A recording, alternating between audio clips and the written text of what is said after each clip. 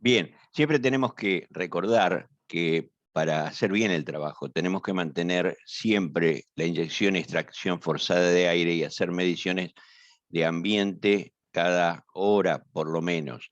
Eso permitirá que el ambiente esté fresco, que la gente trabaje cómoda, que no se acumulen vapores de líquidos inflamables y fundamentalmente es importante que además de la inyección por la base del tanque se haga una extracción por la parte superior. En estos casos hay algo que nosotros siempre tenemos que tener en cuenta, que es usar equipo eléctrico seguro, es decir, los motores, los elementos eléctricos que usemos, las linternas, los accesorios, tienen que ser aptos para ambientes con atmósferas explosivas. No podemos tener enchufes en cualquier estado o elementos que sean precarios. Durante la ventilación forzada, durante el trabajo, además tenemos que tener en cuenta dos cosas importantes. Primero, cuando están en el proceso de lavado puede haber mucha humedad en el ambiente, por lo tanto el equipo eléctrico tiene que ser de muy buena calidad, preferentemente tiene que ser antiexplosivo y tiene que estar muy bien armado y muy bien mantenido. Eh, el otro riesgo importante es que todo el tanque es metálico, por lo tanto, cualquier fuga de electricidad que se produjera por un cable pelado, por un enchufe que no esté en buen estado, eh, se puede energizar toda la envuelta del tanque y la gente puede morir electrocutada. Ahí tenemos que tener muchísimo cuidado con la situación de la utilización de ese sistema de protección que nosotros vamos a tener en el tanque. Todos los equipos de protección tienen que ser blindados preferentemente y antiexplosivos.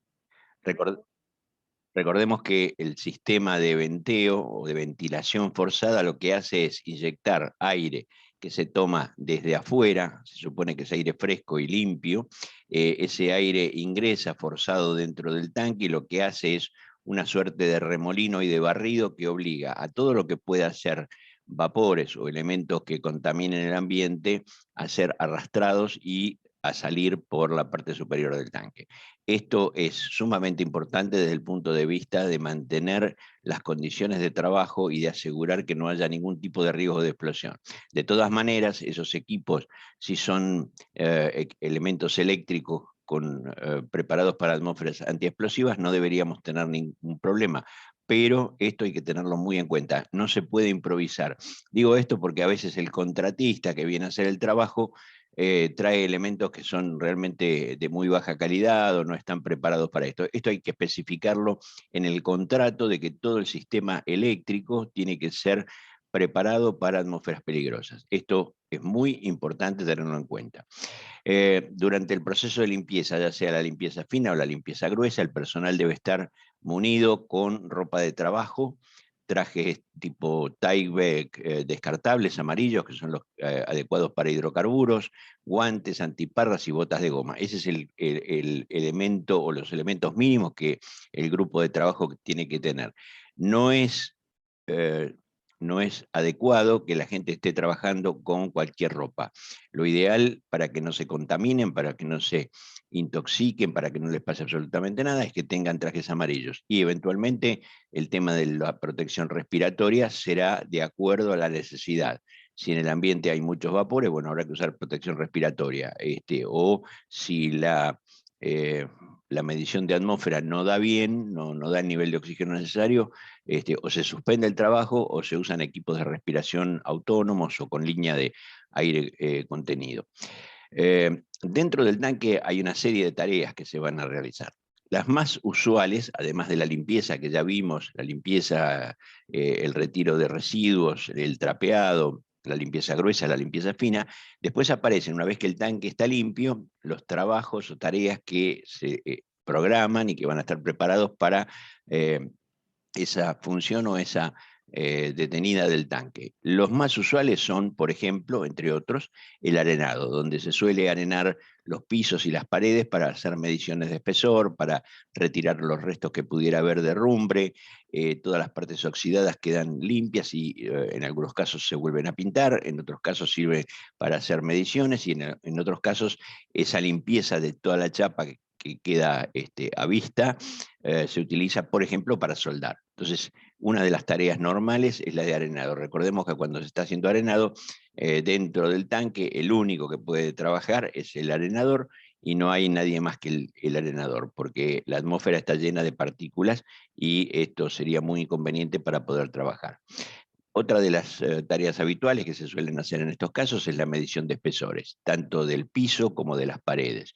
En el caso del piso se verifica que las chapas no estén corroídas, que tengan los espesores mínimos necesarios de acuerdo a las reglamentaciones internacionales. Una chapa que no se detecta, una chapa que esté fina y que no se detecte a tiempo, podría después con el tiempo perforarse y empieza a salir combustible por debajo o por los laterales del tanque. Entonces, esos trabajos de medición de espesores son los que van a determinar si nosotros tenemos que hacer algún tipo de tarea como cambio de chapa, soldaduras nuevas, reemplazo de partes de la pared o otro tipo de tareas. La medición de espesores forma parte del proceso. En algunos casos, una vez que el tanque está limpio, está arenado, está totalmente preparado, se hacen tareas de pintura. En muchos casos se le da algún tipo de pintura de protección o pintura epoxi para evitar que el combustible, si tiene mucho azufre, por ejemplo, pueda atacar los metales y producir efectos de corrosión. Son muchas de las tareas que se suelen hacer. En algunos casos, cuando se interviene no solamente en el piso y la primera parte de la pared, sino en todo el tanque, porque hay que hacer una revisión total y necesita de mediciones y de reparaciones o de pintura o de algún otro tipo de elemento, es muy normal que dentro del andamio del tanque se armen andamios, para lo cual aquí hay que ver cómo se entran los andamios. En general lo que se suele hacer es cortar un pedazo de la chapa lateral que después se vuelve a reponer y se suelda, pero si no, no hay forma de entrar los cuerpos de andamios.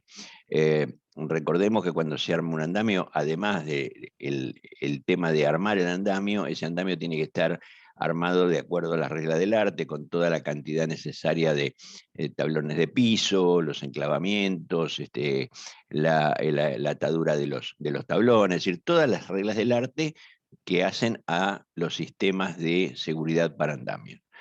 Eh, una tarea a veces poco frecuente, pero que se suele hacer, es probar el estado de las serpentinas. Como para que tengamos una idea, cada tanque, especialmente los que tienen combustibles muy pesados, tienen en la base del tanque al menos una línea de serpentinas. Estas serpentinas lo que hacen es permitir que se inyecte vapor a través de la serpentina y ese calor, ese vapor lo que hace es radiar temperatura hacia la masa del combustible y mantenerlo caliente. ¿Por qué? Porque los combustibles pesados, por ejemplo como el fuel oil, demandan de una cierta temperatura para poder ser bombeados, si no son demasiado viscosos y no se los pueden mover. Entonces, estas serpentinas suelen hacer esa función. Estas serpentinas tienen un recorrido muy simple, el vapor entra por un lado, pega la vuelta por toda la base del tanque y vuelve a salir como condensado. Ahí es donde se consigue un proceso de calentamiento del combustible que además es ayudado por la radiación de calor y en muchos casos el tanque está pintado de negro para que se convierta en un cuerpo negro y la calefacción sea de mejor calidad, con menos consumo de vapor. Esto dependerá en muchos casos del tipo de combustible y dependerá del tipo de tanque. La serpentina es simplemente un caño que suele ser en muchos casos de acero inoxidable, en otros casos de acero negro, de tubo negro, y lo que hace sencillamente es un paso de vapor a través de toda la serpentina y va calentando la masa del combustible.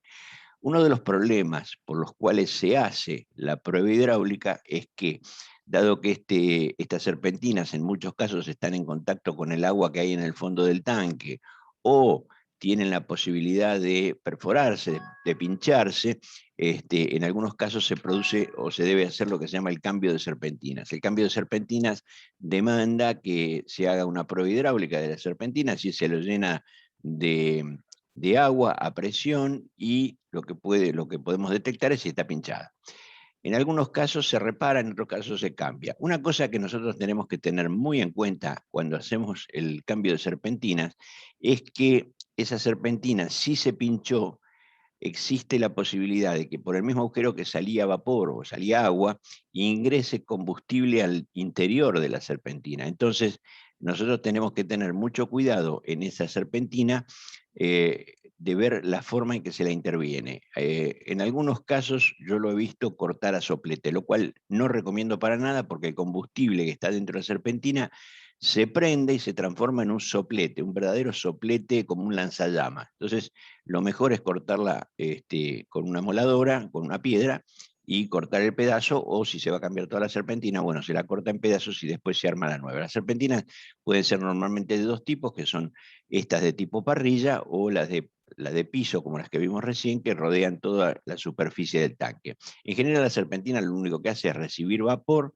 vapor vivo, que suele estar a 200, 250 grados, y pega la vuelta por adentro del tanque y sale como líquido condensado, como agua condensada que se vuelve a mandar al sistema de calefacción para que se vuelva a calentar y se vuelva a utilizar.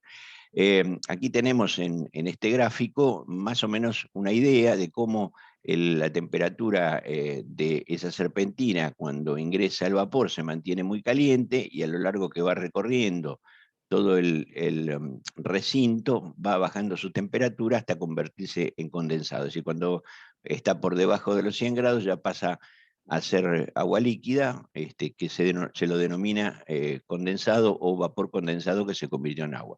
Esta vuelta lo que hace es calentar la masa de combustible. En general, las serpentinas tienen una entrada y una salida, están en la base del tanque, en los primeros 50 centímetros aproximadamente, y lo que hace es calefaccionar hacia arriba, manteniendo el combustible caliente, que además, al ser calentado, lo que hace es moverse, se producen unas pequeñas corrientes dentro de la masa de combustible, porque hay combustible que está más liviano y otro más pesado, o más frío y más caliente, se mueve aquí adentro y se va calentando para tener uniformidad en la masa de combustible, en el tamaño total.